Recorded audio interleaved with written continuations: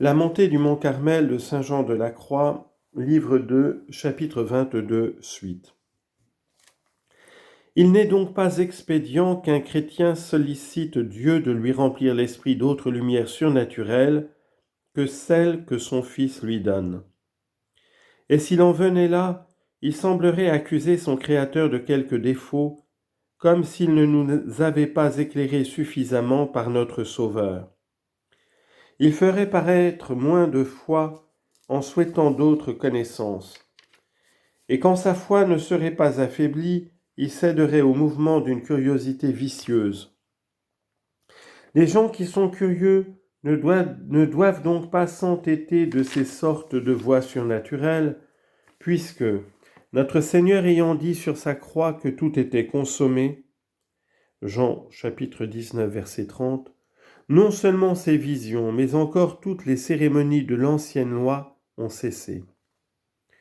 Pour cette raison, nous devons nous attacher en toute chose à la doctrine de Jésus-Christ, de son Église et de ses ministres, et chercher dans l'Évangile les remèdes de notre ignorance et de nos autres nécessités spirituelles. Si quelqu'un s'éloigne de cette route et se sépare de ce divin Maître, il se noircira du crime de curiosité et de présomption, puisqu'on ne doit croire par aucune voie surnaturelle que ce qui est conforme à ses divines connaissances. C'est le sentiment de saint Paul. Qui que ce soit, dit-il, qui vous annonce un autre évangile que celui que nous vous avons annoncé, quand ce serait nous-mêmes ou un ange du ciel, qu'il soit anathème. Galates chapitre 1 verset 8. Or, si toutes les choses que le Fils de Dieu nous a enseignées sont très véritables et très certaines, comme elles le sont infailliblement, nous les devons embrasser avec soumission et avec confiance. Et personne ne doit avoir recours à la manière de traiter avec Dieu qu'on observait dans l'ancienne loi. D'ailleurs, les particuliers d'entre les Juifs n'en usaient pas de la sorte, et Dieu ne répondait pas ainsi à chacun d'eux. Les seuls prêtres et les seuls prophètes prenaient cette liberté, ils recevaient ces réponses et ils les rapportaient au peuple qui les employait en ce sacré ministère. Que si David a quelquefois lui-même consulté Dieu, il le faisait comme prophète, et il se servait alors des habits sacerdotaux. Ce qui parut lorsqu'il voulut que le grand prêtre Abiathar prît l'éphod, qui était un des principaux vêtements des prêtres, pour demander au Seigneur quelle était sa volonté dans une affaire de grande conséquence. Premier livre des Rois, chapitre 23, verset 9. D'autres fois, il proposait ses demandes à Dieu par Nathan ou par d'autres prophètes.